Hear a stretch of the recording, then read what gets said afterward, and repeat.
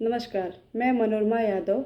आज मैं फ़ॉर्जरी पे बात करूँगी और ये डॉक्यूमेंट की फ़र्ज़ी फ़ॉर्जरी हो सकती है या फिर सेंट्रल गवर्नमेंट की किसी दस्तावेज़ के साथ फ़ॉर्जरी हो सकती है, ज़मीन के कार्य में कोई फ़र्ज़री हो सकती है, बैंक अकाउंट से कार्य में कोई फ़ॉर्जरी हो सकती है। कभी-कभी ऐसा होता है, अगर आप पे सेक्शन 338 बीएनएस का 338 जो नया कानून आया, जो आईपीसी को रिपील करके आया हुआ है, उसका सेक्शन 338, सेक्शन 340, सेक्शन 318, सेक्शन 340, 18, 38 और 61, ये सारे सेक्शंस लगे हुए हैं। तो ये क्या होता है, एक ऑर्गेनाइज क्राइम के सेक्शन है। आप या आपके साथ मल्टीपल लोग रहे होंगे या फिर आप नहीं भी हैं, बट इसमें मल्टीपल लोग हैं, हो सकता है आपको फंसाया गया है।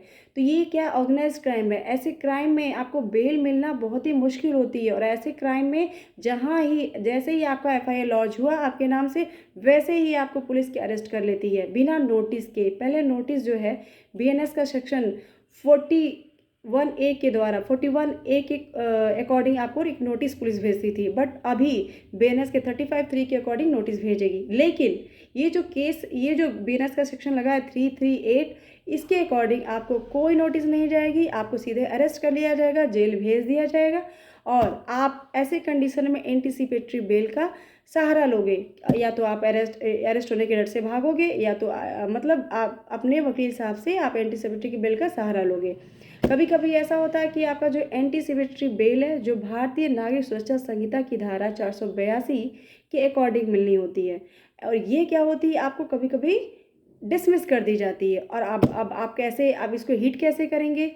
अब तो क्वेश्चन आपके सामने ये आ गया कि आप 338 को हीट कैसे करेंगे। तो सबसे पहले आप अपने जो वकील साहब हैं उनको पूरा कंडीशन बताइए, आपका इन्वॉल्वमेंट बताइए, आपका कितना इन्वॉल्वमेंट इसमें था, आपने क्या क्या डॉक्यूमेंट इसमें जमा किए हैं, दिए हैं, ठीक है, वो सारे बताइए। फिर उसके बाद से सारे ड्राफ्ट को पढ़िए कि आपने जो जो किया है वो चीज़ें उसमें है या नहीं है, ठीक है। फिर उसके बाद से अपने वकील साहब को बोलिए कि इन्हीं को सबसे पहले 38 के जो आपने ग्राउंड उसमें पेश किया है, बताया है, उस पर वो बहस करें। जब बहस करेंगे तो इसमें आपको एंटीसिपेटरी बेल मिलना लाजमी है। अगर नहीं मिलता है तो आप फिर से ग्राउंड चेंज होगा और फिर से टेक्निकल ग्राउंड कुछ चेंज होते हैं और फिर से आपको एंटीसिपेटरी बेल के लिए लगाइए और चांस होते हैं कि एंटीसिपेटरी बेल मिल जाते हैं। कभी कभी ऐसा होता है, कभी क्या मतलब रेयर कंडीशंस ऐसे होते हैं कि बेल मिल भी जाते हैं, नहीं भी मिल जाते हैं। तो ऐसे कंडीशन में आप सुप्रीम कोर्ट, हाई कोर्ट में अपने आप जाएंगे, आप वहाँ पे बेल लेने की कोशिश करेंगे।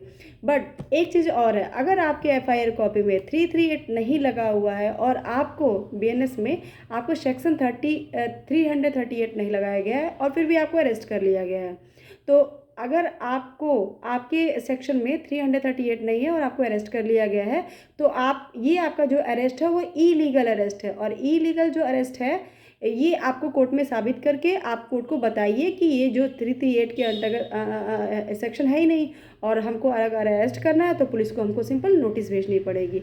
और इस तरह से आप अपनी सहायता कर सकते हैं और जो अपने एडवोकेट साहब को और अपने मामले में खूब सावधानी बरतिए, सतर्क रहिए। आपकी सुरक्षा आपके हाथ में है। धन्यवाद।